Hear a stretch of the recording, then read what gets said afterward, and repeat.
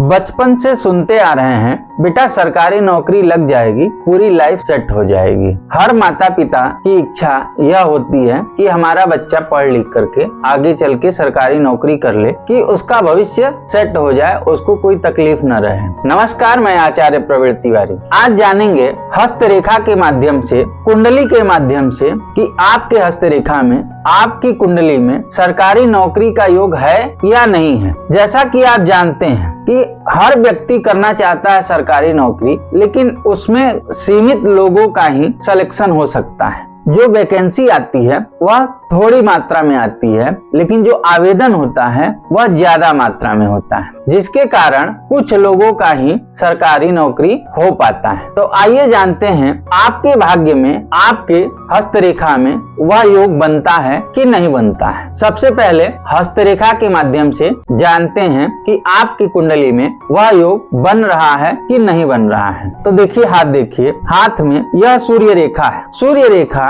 आपकी सीधी होनी चाहिए, दो मुही रेखा नहीं होनी चाहिए, उसमें किसी प्रकार का क्रॉस नहीं लगना चाहिए। यदि ऐसा होता है, वह सूर्य रेखा आपको सरकारी नौकरी देती है, उसमें उच्च पदस्थ अधिकारी, तहसीलदार, एसडीएम, डीएम, जितने भी उच्च पद हैं, ऐसे व्यक्तियों को ऐसी हस्तरेखा सेवा का अवसर प्रदान करती है। यह हो गया हस्तरेखा के माध्यम से। इसका मतलब यह कतई नहीं मानना चाहिए कि जिनकी हस्तरेखा में ऐसी रेखा नहीं है उनकी नौकरी नहीं लगेगी। अब बात करते हैं कुंडली के माध्यम से कि कुंडली में कौन सा ग्रह किस स्थान पे रहे तो नौकरी में सहायक होता है। जैसा कि आप देख सकते हैं, कुंडली के जो 4 स्थान होते हैं, 1, 4, 7 और 10, इन स्थानों में गुरु या शनि का संयोग बन जाए तो सरकारी नौकरी में मदद मिलती है। नौकरी के लिए सूर्य का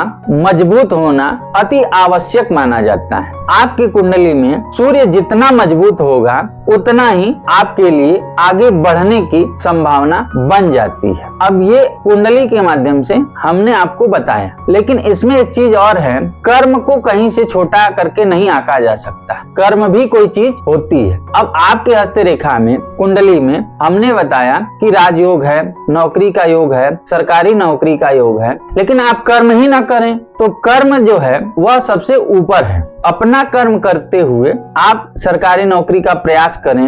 आपकी कुंडली में योग है सरकारी नौकरी का, आप फार्म ही ना भरें तो कैसे होगा। और हर व्यक्ति के जीवन में, हस्तरेखा में, कुंडली में, भाग्य में ऐसे योग हैं, तब तो बहुत अच्छी बात है। अगर नहीं है कुंडली में, जैसा मैंने बताया कि 1, 4, 7, 10, इसमें गुरु मजबूत स्थिति में होना चाहिए, सूर्य की स्थिति अच्छी होनी चाहिए, शनि की स्थिति अच्छी होनी चाहिए। इन चारों स्थानों को मिला करके, अब जिसके कुंडली में ऐसा योग नहीं है, जिसकी हस्तरेखा में ऐसा योग नहीं है, आप देखेंगे ऐसे व्यक्तियों को इनके जीवन में ईश्वर अलग अलग उद्देश्य से कि कुछ अच्छा करके, कुछ बेहतर करके ईश्वर ने इनको भेजा है। तो जिनकी कुंडली में योग है अच्छी बात है, नहीं योग है निराश होने की आवश्यकता नहीं है। आपको ईश्वर ने किसी अन्य कार्य के लिए, किसी उत्तम कार्य के लिए भेजा है। तो आप देखिए कि आपकी हस्तरेखा में, आपकी कुंडली में सरकारी नौकरी का योग बनता है कि नहीं बनता है। बनता है तो फॉर्म अवश्य भरिए। इसमें एक बात और है कि आप अपने आसपास पड़ोस में सुनते होंगे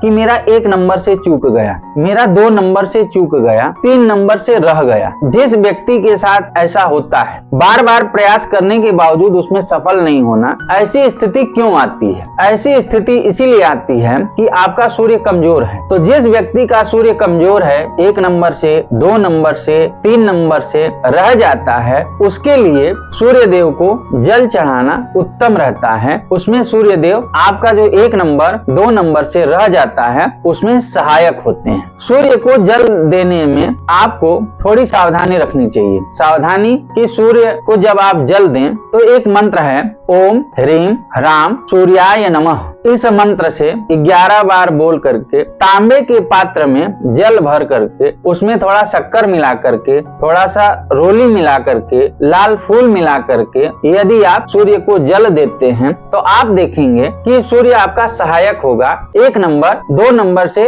आपका कार्य नहीं रुकेगा। इसी तरह अगर बृहस्पति की वजह से आपके कार्य बनते बनते रुक जा रहे हैं, बृहस्पति आपकी नौकरी में बाधक बन रहा है, तो ऐसे व्यक्तियों को जो सरकारी नौकरी के इच्छुक हैं उनके लिए एक चांदी, तांबा और पीतल से मिश्रित धातु से एक रिंग बनाना चाहिए और उस रिंग को अनामिका अंगुली यानी रिंग फिंगर जिसको कहते हैं, पुरुष है तो उसके दाहिने हाथ के रिंग फिंगर में, स्त्री है तो उसके बाएं हाथ के रिंग फिंगर में धारण करने से आप देखेंगे कि नौकरी में जो समस्याएं आपकी आ रही है उस समस्या से आपको मुक्ति मिल जाएगी और आपका कार्य सफल हो जाएगा। यह मेरा आज का सरकारी नौकरी पे विश्लेषण है। आपको हमारी यह जानकारी अच्छी लगती है तो हमारे इस चैनल को ज्यादा से ज्यादा सपोर्ट करिए, शेयर करिए, सब्सक्राइब करिए। धन्यवाद। हर हर महादेव।